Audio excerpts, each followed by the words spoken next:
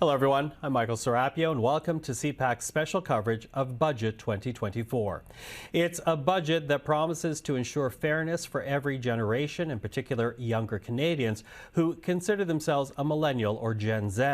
A budget that attempts to do this by investing in housing, shoring up already announced social programs like national childcare and dental care, and introducing new taxes, including a capital gains tax that would apply to higher earning Canadians. We'll get into all of that in this hour, but first let's take a look at the big numbers. With the Trudeau Liberals ending fiscal 23-24 with a $40 billion deficit, the government is predicting a similar outcome for 24-25, predicting the current fiscal year will end with a $39.8 billion shortfall. Now, that deficit will add to the federal debt, standing at $1,255.3 billion by the end of this fiscal year. Expressed in another way, about $1.255 trillion.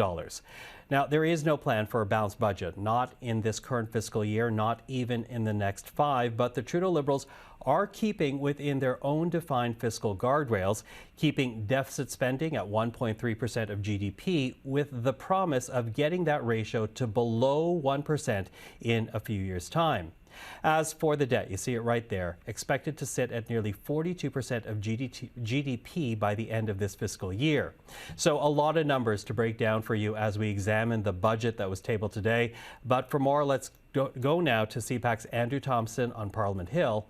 Andrew.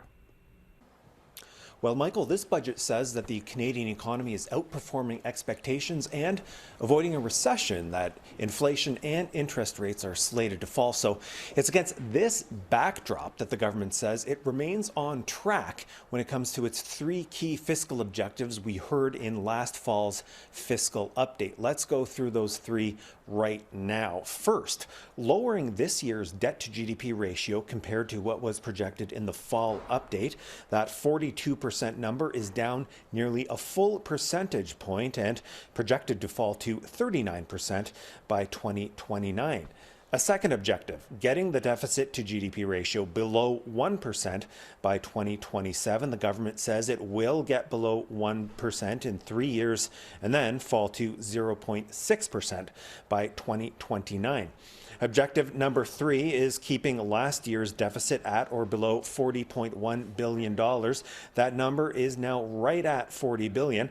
However, future deficit projections are going up when compared to last fall's update, averaging about $2 billion more annually over the next 5 years. So let's talk a bit more about the government's spending plans and how that factors into the fiscal balance. This budget adding more than $50 billion in proposed spending over 6 years, with key priority areas such as the cost of living, Indigenous programs, national defense, and housing. We've certainly had all of those announcements leading up to the budget. The government saying that it's focusing on fairness for millennials, for Gen Zers, and we got a bit more detail about how the money is going to be breaking down. There's $8.5 billion in this budget for housing. Now, only $1 billion of that is scheduled for this coming fiscal year.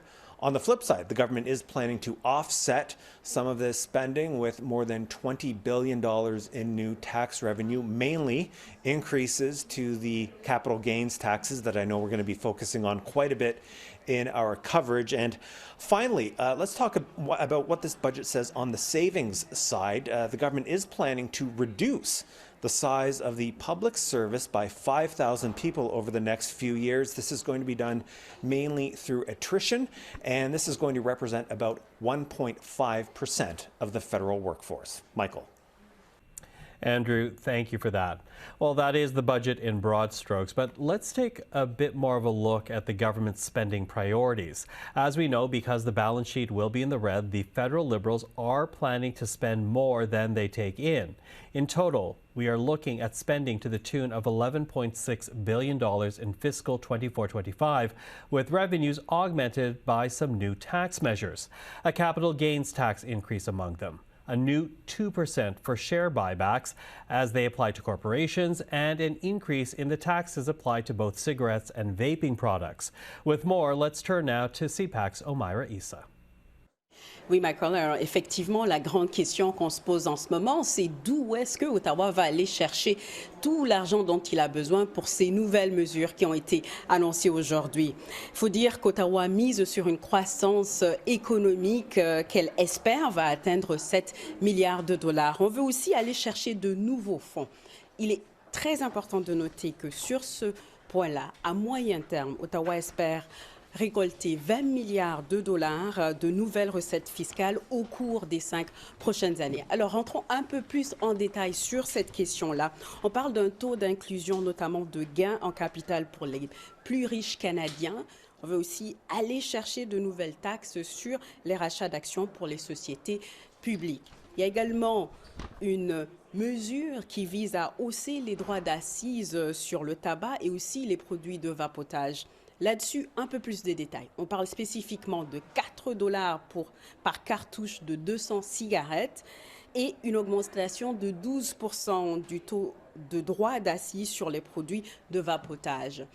Alors, avec ces deux mesures-là spécifiquement, Ottawa espère récolter 1,36 milliard de dollars sur 5 ans. Ça, c'est spécifiquement sur la mesure portant sur le tabac. Ensuite, on parle de 310 millions de dollars pour la même période, mais cette fois-ci pour les produits de vapotage. Objectif ici, c'est vraiment d'assurer une équité fiscale générationnelle. Et je mentionne que la ministre Chrystia Freeland, la ministre des Finances, a quand même voulu marteler aujourd'hui que même s'il y a ces mesures fiscales-là qui ont été mises en place par le gouvernement fédéral, qu'elle ne pense pas que ça aura un impact négatif sur les investissements dans le pays. Et je termine en vous mentionnant qu'il y aura une attrition naturelle des fonctionnaires qui vont à la retraite. Et avec ça, Ottawa espère récolter 4,2 milliards de dollars sur 4 ans. Voilà donc ces grandes ambitions par rapport aux revenus qui est prévu dans ce budget de 2024. Omira, thank you for that. CPAC's Omira Issa on Parliament Hill. So that is what is in the budget. Let's start now getting some reaction to it, beginning with Jasraj Singh Hallan, who is, of course, the Conservative Party's finance critic. I had a chance to speak with him a little earlier this evening. Well, let's get the opposition's take now on the federal budget. Joining us right now is the Conservative finance critic, Jasraj Singh Hallan. Mr. Singh Hallan, good to see you again. Thank you for being here. Thanks for having me. So we've heard the Liberals describe this as a budget designed to include every generation. What is your reaction to it? This photo op budget, before it came out, our leader had a clear message, Pierre Poilievre. We wanted Justin Trudeau to stop. Stop his inflation, stop his spending, stop his deficits, and stop the tax hikes. But he blew right through that stop sign and added an additional $40 billion of fuel on the inflationary fire that he started. So to those middle-class families, those that are paying high interest rates, mortgages, that can't afford groceries, today gave no sigh of relief at all, which Justin Trudeau has done for the last 8 years. After 8 years, housing costs have doubled. It costs double the amount for anyone to save up for a down payment on a house. And we see students living under bridges, nurses living in their cars. And this is because of Justin Trudeau's continuous spending and deficits. Today, there was nothing but more of the same. Well, in many ways, you are correct, because it was what we heard in the fall economic statement. We heard the finance minister long before today saying that the budget would not exceed the $40 billion mark. And I take it that you are not happy that it is in deficit, but to hear it from the Liberals, they are still well within their fiscal guardrail by keeping it at 1.3% of GDP. Let's remember that Justin Trudeau has delivered 9 inflationary budgets after he had claimed that budgets balance themselves. And what did that give Canadians today?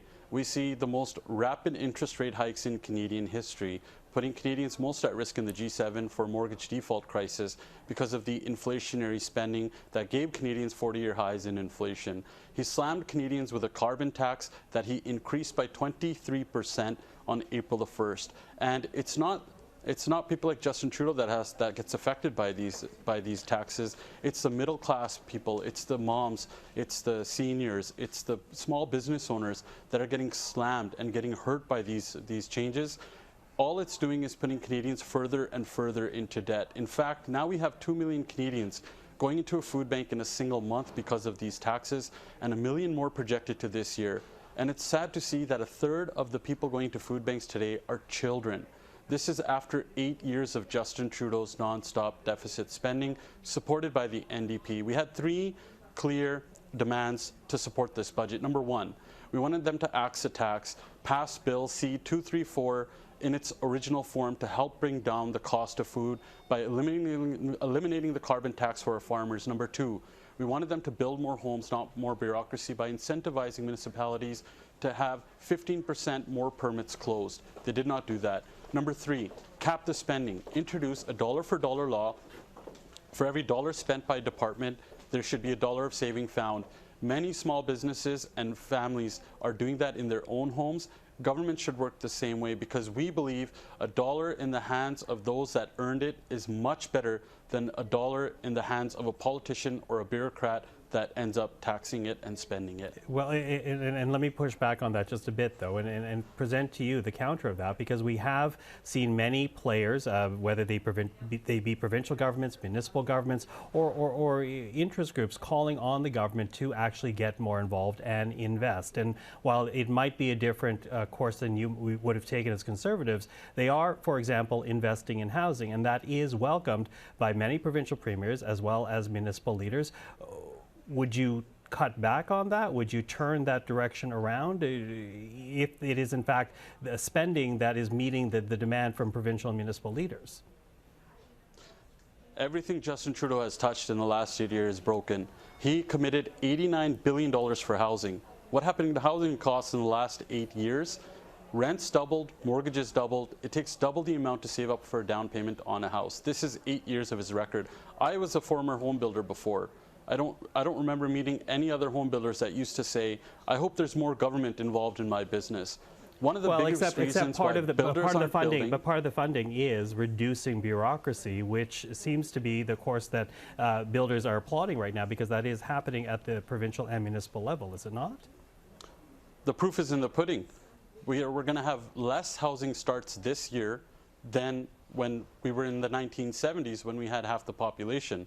I have yet to see, and many have yet to see, the proof that Justin Trudeau committing $89 billion has done anything but doubled housing costs. And once again, the side effect of Justin Trudeau's spending is those high interest rates. The governor of the Bank of Canada had to go on the most aggressive interest rate hikes. Those interest rate hikes are keeping builders from building, buyers from buying, developers from developing. And at the end of the day, Canadians are suffering because there's a housing crisis. Sean Fraser, who is the housing minister, one of the most incompetent immigration ministers, ignored a warning by the immigration department 2 years ago that he completely ignored the warning that there was a housing crisis, and by going down the path of their immigration levels, it would make the housing crisis worse. He completely ignored that warning. And in fact, his predecessor is also blaming him for this issue when he said things are out of control. So we agree with him. And Canadians are suffering now because they cannot afford housing. They cannot afford to eat or house themselves any longer after 8 years of Justin Trudeau. Jasraj Singh Hallan, thank you for this. I appreciate the time as always. Thanks a lot. Well, for his thoughts on the federal budget, we are now joined by the federal NDP leader, Jagmeet Singh. Mr. Singh, good to see you. Thank you for being here. Good to be here. Thanks for having me. Now, you're not willing to say whether you are going to support this budget or not, because you say you have concerns. And I know it's a long list of them. So let's go one by one, because you began your news conference today by talking about a failure to take on corporate greed. What would you have liked to have seen? A wealth tax on excess profits, something like the UK and other countries in Europe have done with respect to corporate grocery stores, oil and gas companies. We know that these companies aren't just making any old profits, they're making record profits. And we know that they are driving up the cost of living for Canadians. And that is a problem. And that is the major problem that Canadians are faced with right now. And the Liberals missed out on their major opportunity to bring down the cost of living by tackling corporate greed. And so that's a concern I have. I wonder, though, because, going into this budget, there were warnings about taxing too hard, the concern being that it would affect rather productivity that Canada already is challenged with. Do you not share those concerns? Well, I know that in terms of the North American market, the United States has already signaled that under the Biden administration, they're going to increase corporate tax rates significantly. The Conservatives gave these big corporate handouts when they were in power that the Liberals maintained, and we think it's high time we make big corporations pay their fair share, particularly if they are ripping off Canadians. And we know that in the case of cell phones, when we look at cell phone fees and internet fees, we're paying some of the highest in the world. And these large corporations are not being regulated properly by the federal government. Corporate grocery stores are making record profits while Canadians can't afford to buy their food. And we know when it comes to housing, corporate landlords and speculators are driving up the cost of housing and scooping up affordable homes, and that's also making it harder for people. Those are things that we need to go after to make life more affordable. Now, another concern that you have expressed is around the disability tax credit. Can you talk to us about why it concerns you? Because it is now being addressed. Well, first, this is something that New Democrats fought for. We fought for a disability benefit for Canadians that are living with disabilities. It's something very important. But the amount that's been announced today is $200 a month. That is not enough to deal with the cost of living, to deal with the expenses that people have, particularly Canadians living with disabilities. So we're concerned why the amount is so low, and what is the plan to increase that amount to meet the needs of people who are now faced with some of the highest cost of living that they've seen in recent years. So what are you going to do then? Because as you noted, you do have concerns about this budget. Are you willing to vote against it? Well, we said we're not making a decision on how we're voting yet. And what I'm going to do is raise my concerns with the Prime Minister.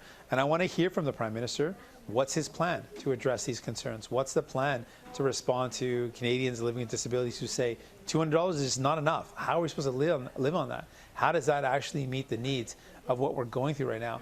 What is his response to people who say if we're going to lose 5,000 employees at the public sector, how does that not mean a cut to services? How does that not mean people get less services than they need?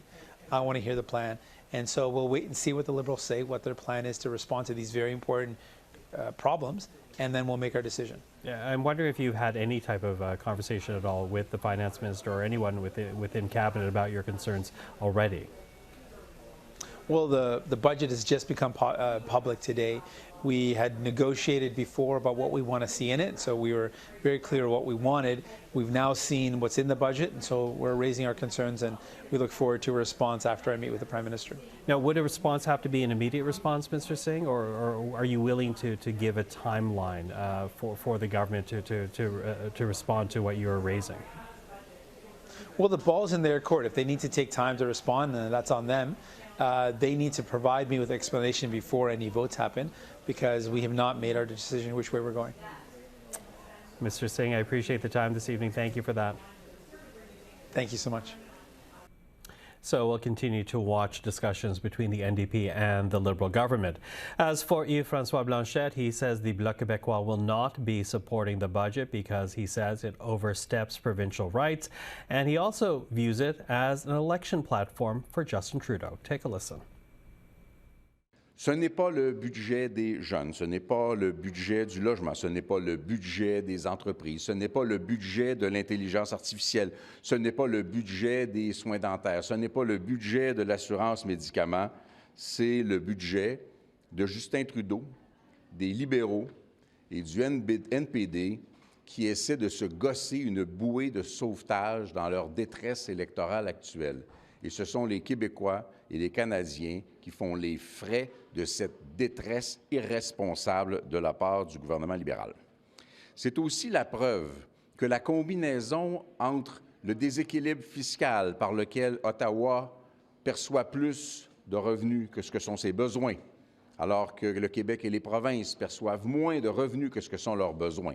Donc le déséquilibre fiscal, combiné au pouvoir de dépenser, permet au gouvernement d'Ottawa d'entrer avec ses grosses bottines dans les compétences et dans les juridictions du Québec et des provinces. Et bien sûr, les sommes annoncées dans des champs de compétences du Québec et des provinces vont coûter plus cher, vont être une volonté d'aller chercher des appuis électoraux avec l'argent public. Donc, on aurait pu concilier des dépenses raisonnables avec des investissements nécessaires en dépensant beaucoup moins avec un déficit beaucoup moins grave. Je n'ai aucun doute sur le fait que le NPD va supporter le budget des libéraux. Je n'ai pas mis le Bloc québécois en alerte électorale. On n'a pas peinturé mon nom sur un autobus parce que on sait déjà que le NPD va supporter le budget. C'est comme à la fin d'une série qu'on regarde, on dit dans le prochain épisode, voici ce qui va se passer. Mais c'est à peu près ça, on connaît le prochain épisode. M. Singh va arriver ici, il va nous donner une explication savante, complexe, que nous ne comprendrons pas, pour nous dire qu'il a supporté le budget du gouvernement libéral. Yves-François Blanchet. Well, that is the reaction to the budget. Let's now turn to the Finance Minister herself, Deputy Prime Minister Chrystia Freeland, who joins us right now. Minister, thank you for being here. Great to be with you, Michael. Listen, most of the pre-budget announcements were focused on housing, but only about $1 billion will roll out over this fiscal year. Are you making promises you know you might not be able to keep? Not at all. You're right. I would say the pre-budget announcements were focused on 3 areas. Housing, very much a key priority. Affordability, really, really important. And investments in the economic capacity of Canada, like our investment in AI. And we said we were going to do all of this in a way that was fair, and that we were going to focus on supporting young Canadians, especially millennials and Gen Z. So that was our focus. And we said we're going to do this built on a fiscally responsible foundation. That was really not just the message, but the content of the pre-budget announcements. When it comes to housing, there's a lot of money there. The key thing, though, with housing is really to change the rules of the game. At the end of the day, yes, the federal government has to be there. We have to be there making investments in housing and also in the infrastructure that you need if you're going to build more homes. But the biggest single thing that's been missing in Canada is we've had too much red tape. We have had too many onerous zoning restrictions.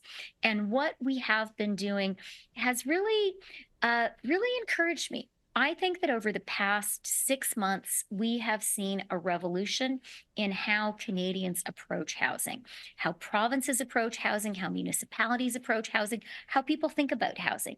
And I think we've really understood as a country, if we want to be a growing country, and we do, if we want our kids to be able to afford to rent or buy a home of their own, we need to get more homes built faster.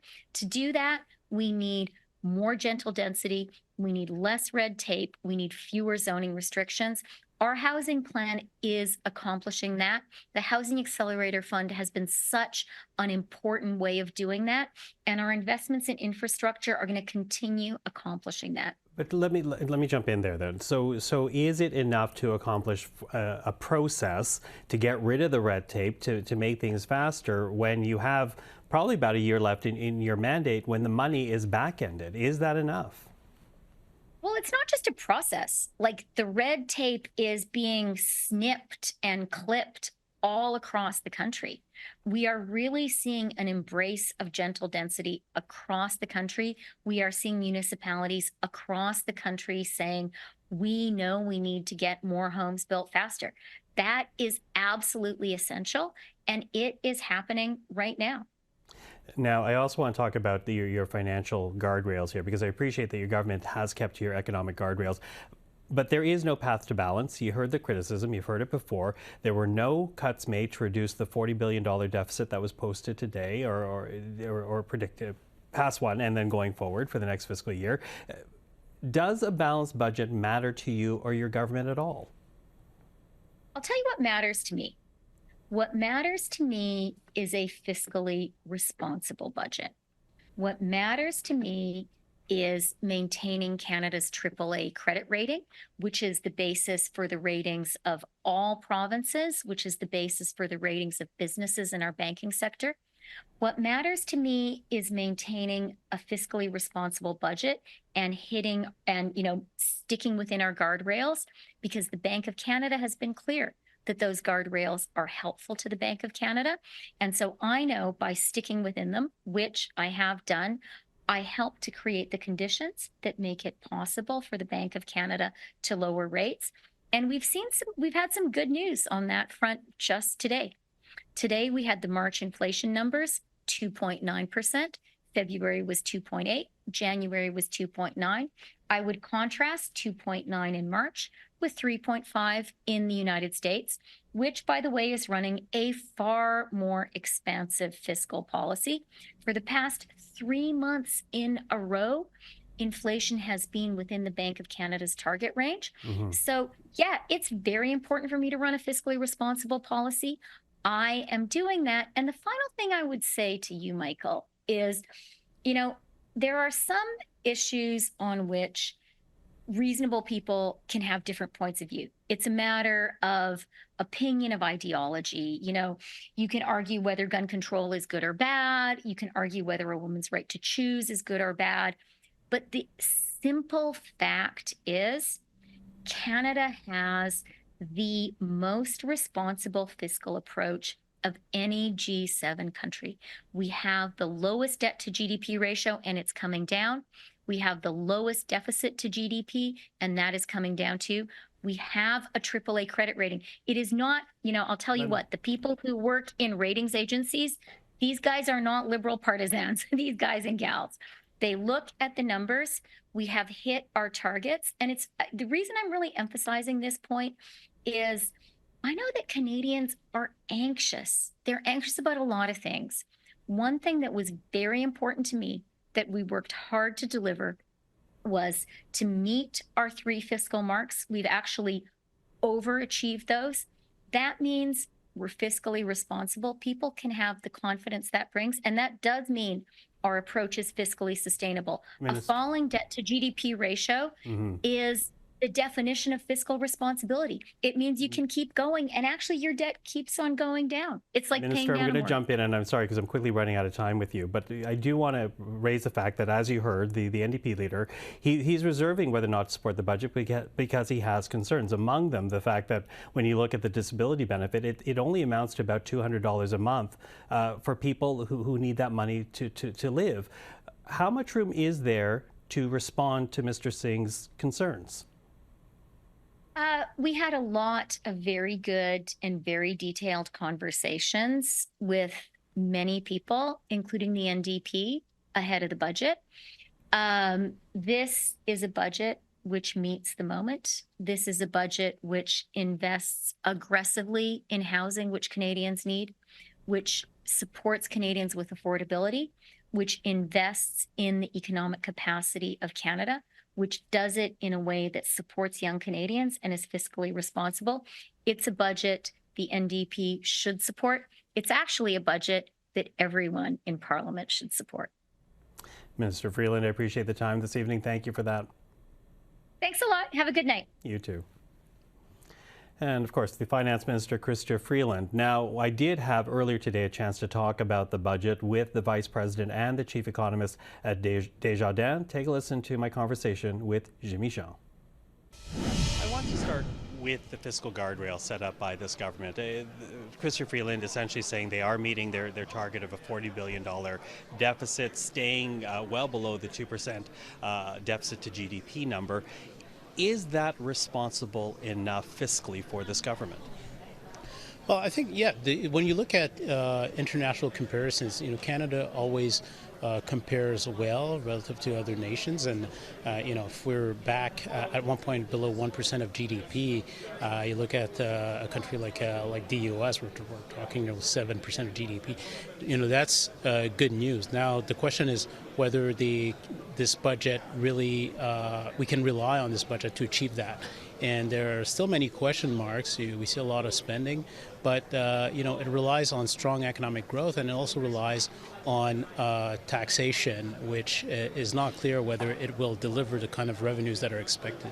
Well, let's talk about that because, as you say, this does rely on economic growth. The federal government pointing to what they see as an improving picture when it comes to the GDP of this country. Also, the introduction of a new capital gains tax, sin taxes in vaping and cigarettes. How solid are those numbers? You referenced it a little bit there in your first answer, but dig into that. Just how solid are those projections? Well, on economic growth, it's important to remind everyone that they use the average of the private sector forecast. Now, these forecasts were collected before the government announced a reduction in non-permanent resident admissions. Now, in our calculation, since that announcement, we've downgraded our GDP forecast for 2025 and 2026 by around 0.7 percentage points per year. So that doesn't get accounted in those numbers. So that's already a first risk. We also know that there are risks to the inflation picture. We just had a surprise in the U.S. and now everybody's cutting their rate reduction forecast in the U.S. Whether that happens in Canada, so far we're not there, but it's also a risk as well. And a lot of that hinges really on those interest rate cuts.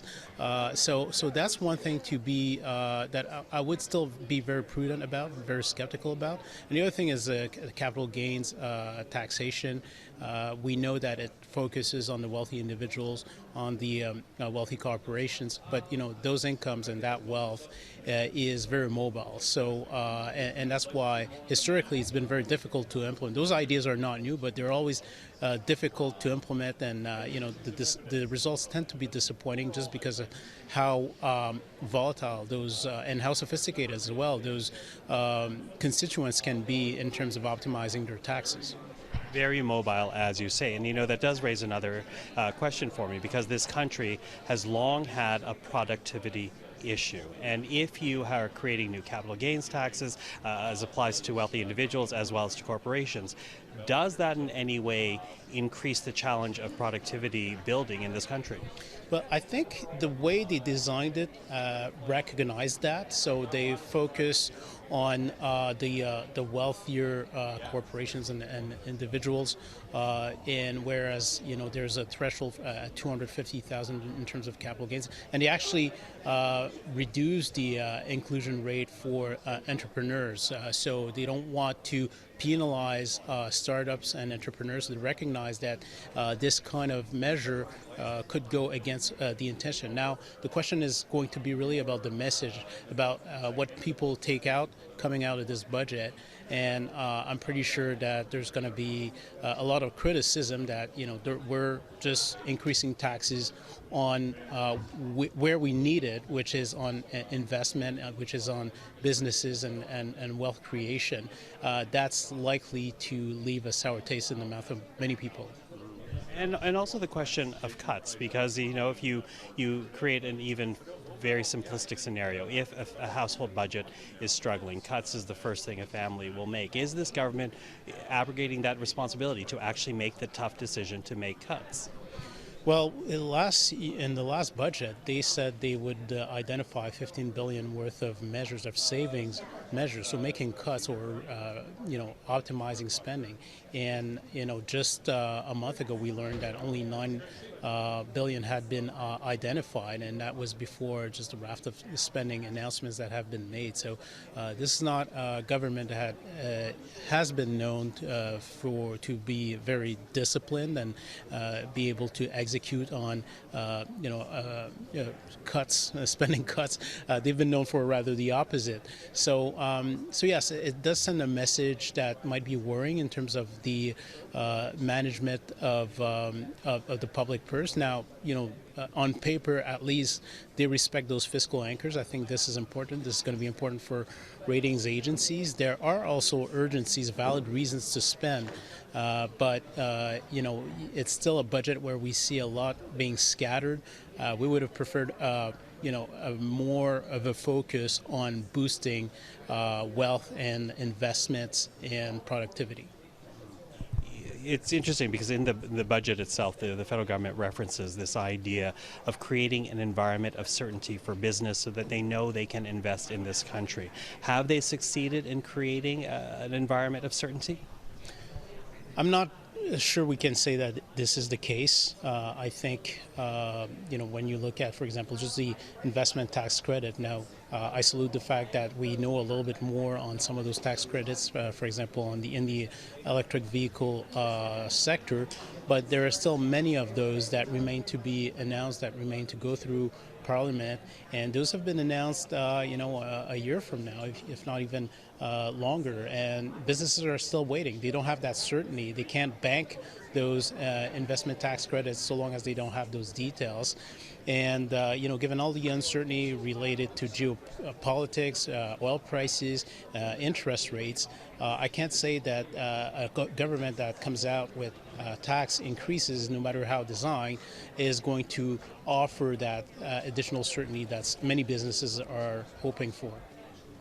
I know your time is precious, but I do have one more question for you, and it's a bit more of a broad question. This government does not, again, lay out, or fails once again to lay out a path towards a balanced budget. Is that concerning? I think I'm in a camp that thinks that you have to look at the deficit, as a share of GDP. Even you look at, for example, during the Harper Conservatives, they inherited from a balanced budget. Then came the great financial crisis. They, strived to bring it back to balance. They didn't quite succeed. That just illustrates how difficult things are in today's world, where you have emergencies left and right, being on climate, population aging, immigration, and also the construction of new homes. So it's going to be difficult in that context. But if we can keep it in a reasonable amount, internationally speaking, as a share of GDP, I think that's fine. And that approach that this government has taken since it's been in power, we haven't lost the AAA, so it demonstrates that you don't lose that confidence by being credible on that front. But the key here is remaining credible and not relying so much on hypotheses that could go wrong. Jimmy Jean, thank you for the time. Thank you, a pleasure. And again, that was Jimmy Jean, the chief economist for Desjardins. Well, let's go back now to my colleague Omaira Issa, who had a chance to speak about today's budget with Joël Denis Bellivance, the Ottawa bureau chief for La Presse, Catherine Levesque, parliamentary reporter for The National Post, and political analyst Geneviève Tellier. Bonjour à vous trois. Alors, on se demandait comment la ministre des Finances allait financer cette pluie d'annonces prébudgétaires qu'on a vu défiler au cours des dernières semaines. Bon, on a la réponse aujourd'hui. Ça va être, entre autres, en taxant les plus riches et en instaurant une taxe sur les rachats d'actions par les sociétés publiques. Joël Denis, je commence avec vous. Est-ce que ça vous semble un budget payant?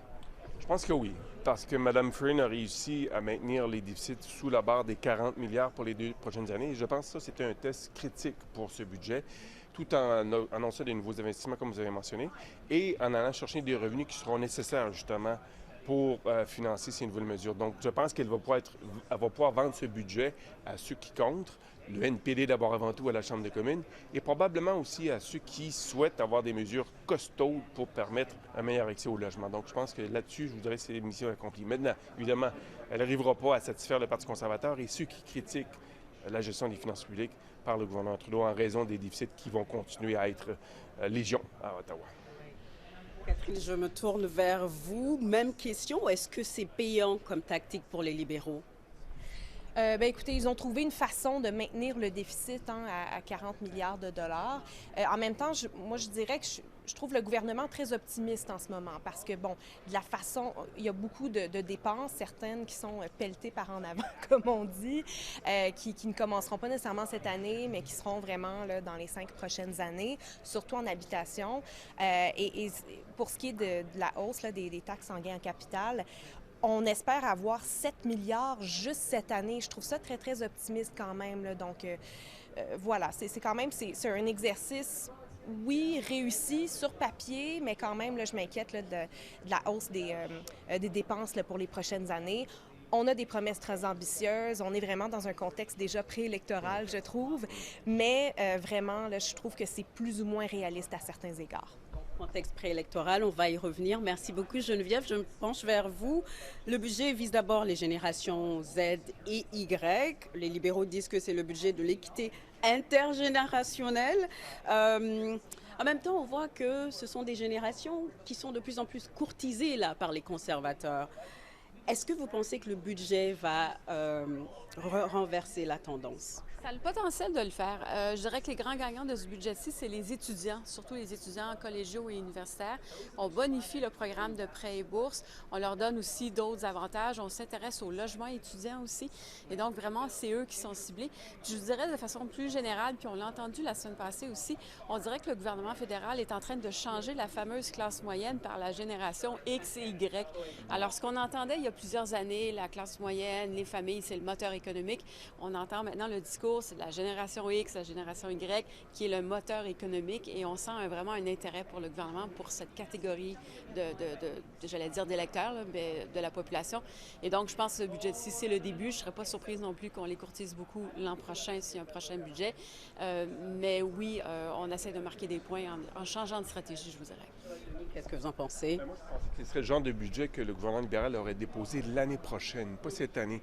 Parce que là, on a vraiment étudié toutes les cartouches possibles. D'abord, avant tout, en faisant une pré-vente, avant même le dépôt du budget, annonçant beaucoup de mesures. Et ça avait un but, c'était de courtiser à nouveau un segment de la population, les jeunes, qui ont tourné le dos au gouvernement libéral pour se retourner davantage vers le Parti conservateur.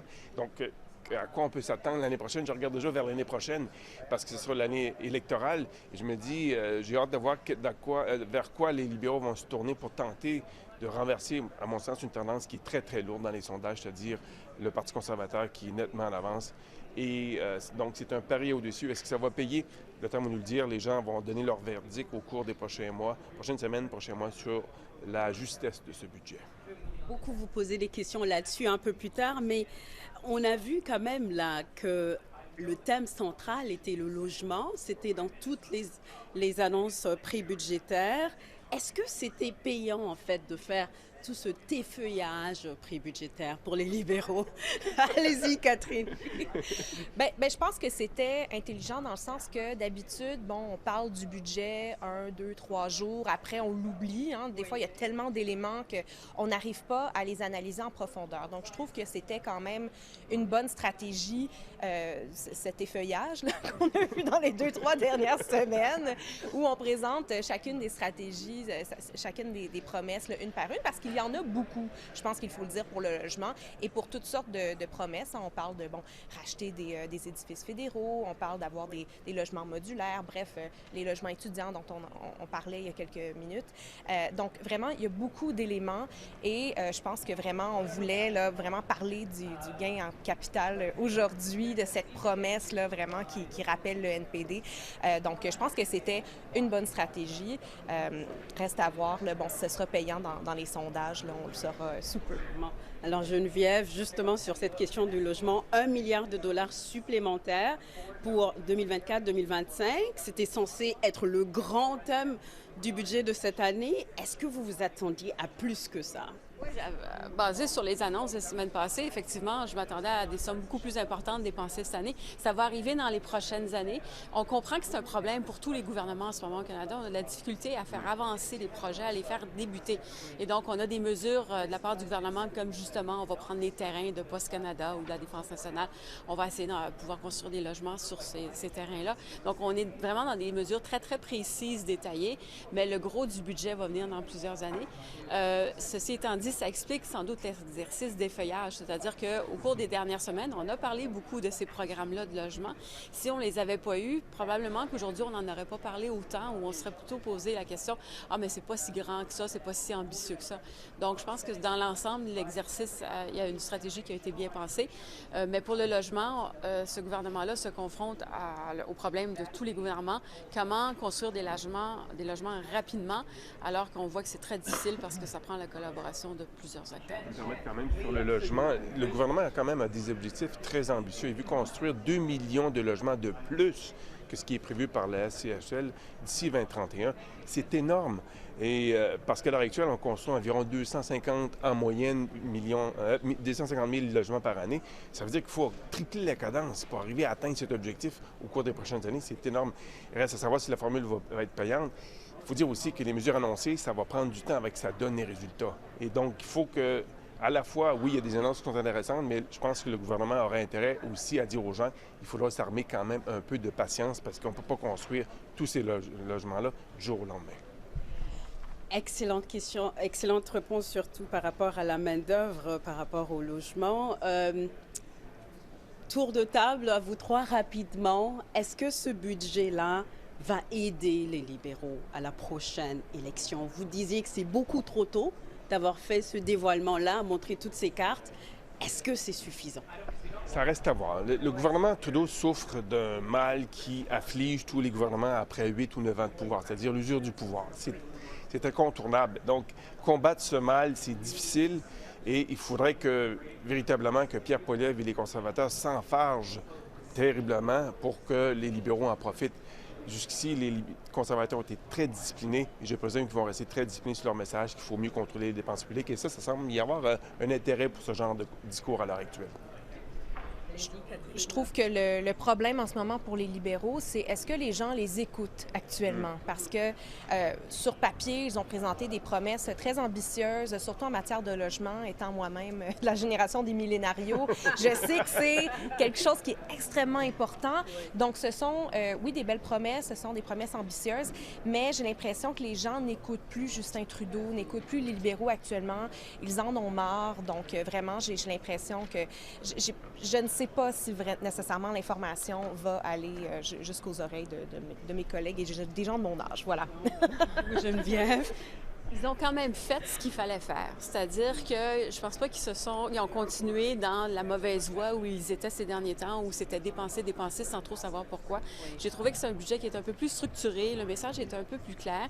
Ils ont aussi quand même essayé d'être un peu plus disciplinés fiscalement. Oui, ils ont été osés en proposant des hausses d'impôts pour les gens les mieux nantis. Ça va rapporter beaucoup d'argent. Le directeur parlementaire du budget validait les chiffres qui ont été présentés dans le budget. Donc, oui, effectivement, ça se pourrait bien que pour les 5 prochaines années, ça soit 20 milliards de dollars de plus.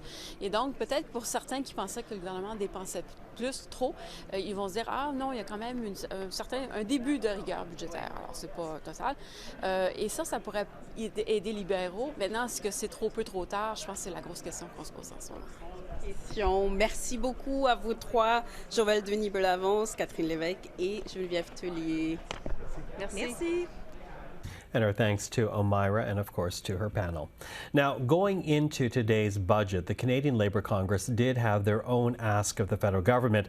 And for her thoughts on what was tabled today, we did speak with Bea Brusk of the CLC. So the CLC had a list of asks and wants going into this budget. It doesn't seem to be that the government listened to your call. Well, I think they listened to some parts of our call, but there are some really tangible things that are missing for us. And so while we were happy to see the investments in housing, and we desperately need that in Canada, we wanted to see more focus and more intent investments in things like nonprofit housing, transitional housing, co-op housing. Rent caps would have been a great idea, right? Folks that are having a hard time making ends meet right now need some tangible solutions, and that would have been one way to address a housing challenge for the average person. But even when you look at the housing, we're talking about projects that will have an impact in terms of moving in down the road, not tomorrow. How problematic is that? It's hugely problematic because people need solutions now, and they're wanting solutions now, and so that is a real big challenge for us. You know, the other thing that we're thinking about is things like affordability. Workers tell us all the time that they're having a harder and harder time making ends meet. This would have been a really good opportunity for a windfall tax, for example, on corporations, right? Giant grocery retailers, giant oil and gas companies, we needed those funds to reinvest into our social safety net and into the kinds of services that Canadians need right now, and we think that that's a missed opportunity. They have, however, introduced a new capital gains tax, have talked about taxing as well, stock buybacks, if you will, from individual corporations. What's your reaction to that? We think they could have done more at this moment in time in order to actually get the funds that we need to get some of the long list of priorities off the ground. We were deeply disappointed to see no change in employment insurance. We know that workers are relying on our social safety net to be there when they need it. Less than 2 out of 5 workers right now can actually qualify for EI when and where they need it. That is a huge problem. We have not overhauled that system since 1996. And I don't know about you, but 1996 was a long time ago. I had a pager in my pocket, not a cell phone. Workers, we didn't have gig workers the same way that we do now. We didn't have as many part-time workers as we do right now. These workers need solutions, and they need us to be there for them, to be able to make sure that they can get the benefits that they need when they need it. We also need, very importantly, a health human resource strategy in our healthcare system. It was really heartened to see a long-term care strategy being advanced by this particular budget, but we need some actual money tied to it so that we can make sure that we have healthcare workers that are working in long-term care, making a minimum $25 an hour, not just saying that we're going to have a strategy that we're going to look at. We need real solutions now to actually make a difference. Does it worry you when they talk about a strategy to look at? We are just about a year away from the next federal election, and it may not be this government that sits in Ottawa a couple of years down the road. It worries me greatly because the needs are right now. You know, healthcare is in a crisis situation right now. We need a national nursing strategy. We need to make sure that foreign credentials are recognized. I was happy to see some support in this budget for foreign credential recognition so that we can make that progress move a little bit faster. I was happy to see things like a red dress alert system and money being allocated to that, right, which is a human rights issue that we've been long championing. But we needed more tangible wins for workers, and we haven't seen the tangible wins that we really need in this budget. You know, it's interesting because you did mention EI, and instead of shoring up EI, reforming EI, what this government document talks a lot about is economic growth and the improving economic picture. How do you convince a government that looks at improving numbers that EI is a priority or should raise a red flag right now? So people aren't just data points in an economic picture. People are people that we need to be looking after right at this moment in time. And right now, we are in an affordability crunch. We are in a housing crunch. When I talk to workers all across this country, it doesn't matter where, it doesn't matter what kind of work they do, they all tell me the same thing. Can I afford to renew my mortgage? We need to have lower interest rates. Can I make sure that my kids will have a good chance of going to post-secondary training? Is there tuition relief? No. You know, is there housing relief that's immediate? No. And those are really critical issues that folks are looking for, and they're looking for solutions right now. So where does that leave you? Where does that leave the CLC? We're going to continue fighting and making sure that we talk to all levels of government, right, in terms of finding solutions that we need. There's some nuggets in this budget that are positive. Of course, I don't want to say it's all negative, like the electric vehicle incentive, yes, thank you, as well as some of the pieces that go with the Sustainable Jobs Act. Those are all positive things, and we're very happy about those things. They're tied to labor, issues. They're tied to good union wages. They're tied to apprenticeship opportunities. Those are positives, but we needed more tangible support for workers that are struggling right at this moment in time. Bruce, thank you for the time. Thank you. Well, as I noted at the top of our program this evening, today's budget was meant to appeal to Canadian millennials and those who consider themselves a part of Gen Z. And to talk about whether or not the budget was successful in doing that, I did get a chance to speak with the Globe and Mail's Deputy Ottawa Bureau Chief Bill Curry and Canadian Press economics reporter Najoud Almalis in the lockup. So the government's starting point was to make the system fair for Gen Z and for millennials. Have they accomplished that? Well, I think there's a lot in there that they're throwing around so that like something for you, like car for you. Not big measures, but a little bit of help for students, for families, for a range of people. But they have a whole chapter on Gen Z and millennials, and I think their pitch is between housing and between some measures on that would help with student loans and things like that. That you are unlocking a better future for that generation, but it comes at an expense that the government appears to have covered in part with some higher taxes on the wealthiest in the country. Yeah, I'll get to that in a second. But Bill, what would you say in terms of accomplishing their stated goal? Have they done it? Well, it's certainly a very activist government budget focused on housing, which we saw a lot of this was rolled out very recently in the last few weeks. And so that's where the big spending is. There's going to be a lot of items on housing. And this is obviously politically driven by they have an opposition leader who had been making housing a big issue over the past year, and he's way ahead in the polls. And now this is the Liberals trying to catch up with an effort to really show to Canadians that they are seized with the issue. They're going to be selling off government buildings in your town, trying to build housing as quickly as possible. So I think this is, there's a lot of spending there that's going to lead to announcements over the next year, right up to the next election, I think. A lot of spending, but as you alluded to, Najud, backed up by some new taxes. Talk to us about what stands out for you there. Yeah, so they increased taxes on capital gains, so essentially how much of profit that's made off of selling assets that is taxed. But it's designed in a peculiar way to make sure that it's only really targeted at the wealthiest Canadians, 0.1% of Canadians, the government says, as well as businesses. Obviously, economists will say that this could hurt investment in the country, but I think politically, most Canadians are obviously not in the 0.1%, and so for them, this won't affect them, and it goes towards paying for measures that the government says will help affordability. Now, the issue here is going to be, do Canadians think these measures will help them, and do they have faith that the Liberal government can deliver on something like housing? And I'm also wondering whether or not the money is actually reliable, because when you look at that cohort, it's a very mobile cohort. They could take their money elsewhere. What do you make of this measure? Well, it'll be interesting because there was a big brouhaha a few years ago in 2017 when Bill Morneau was the finance minister, and he went after small business corporations, that kind of thing, and groups like doctors got really worked up. And so here in the lockup, talking to the small business advocates, they're saying it's very similar. We're going to see, some doctors might get captured by these rules, and we'll see a lot of noise. So whether it will be as big and controversial as a few years ago, we'll see. But I think it's going to be definitely a hot file for the next few weeks here. Let's also talk about the fiscal guardrails here, because the Liberals have kept to it. Essentially what was released in the fall economic statement is what we're looking at here. Is that a good enough measure? The government will say yes, economists will say no, because I think a lot of economists and those who talk about fiscal responsibility don't just want to see more spending offset by higher taxes. They want to see no increase of spending. Their argument is the government has already spent a lot of money over the last 8 years, and at a time when inflation is still above target, that is not the right path forward. But at the same time, you poll Canadians and they want to see more spending on a lot of different areas at the same time as they say they want a lower deficit. So I think the government was trying to compromise here between the fact that they want to increase spending and they want to build more homes, they need to do all of these things without seeing that deficit number increase, at least by not too much over the projection horizon. Bill, what would you say to that? Well, I thought it was interesting. On one of her metrics, she said the size of the federal deficit for the year that just ended would not be any higher than $40.1 billion, and it came in at $40.0 billion. So, she's just barely meeting that particular target. And then on the debt to GDP, we're going to be hovering around the 40%.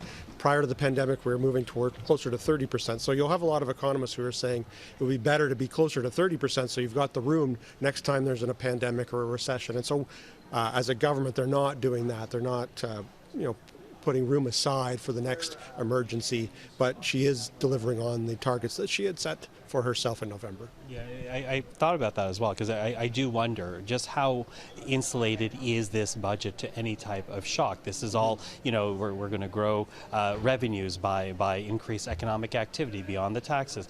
But if there's a shock, how well budgeted is this document? There isn't a lot of fiscal room. You look at the share of how much government spending is as share of GDP. It's at a historic high. I think a good analogy that an economist said today was that the government spending is speeding, but it's staying below the government's self-imposed speeding limit, right? So they managed to kind of skirt right under those fiscal anchors, but there is an increase in government spending, and it is not all offset by more government taxes or revenues. So I'm going to give you the last word then, Bill. Who's going to be happy? Who's not going to be happy with this document? Well, I think anybody interested in the housing market, there should eventually be some benefit, but these things take time. It takes time to build a condo development, so probably not anything imminent in terms of benefit there.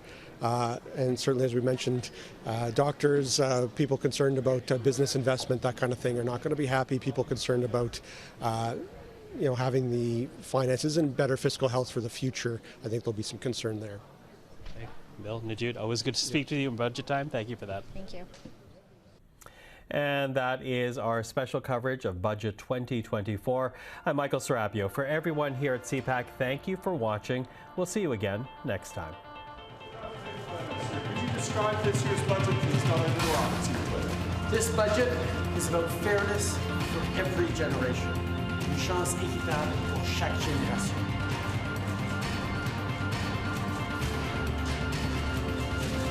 Merci tout le monde. Merci. Thank you guys. Merci.